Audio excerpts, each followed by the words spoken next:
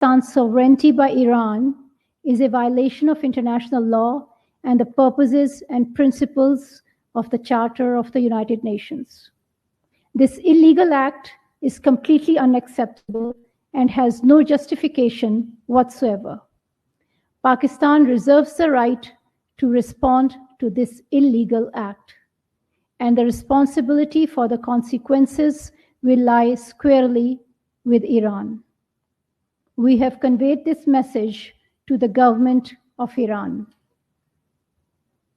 We have also informed them that Pakistan has decided to recall its ambassador from Iran and that the Iranian ambassador to Pakistan, who is currently visiting Iran, may not return for the time being. We have also decided to suspend all high-level visits which were ongoing or were planned between Pakistan and Iran in the coming days. Thank you.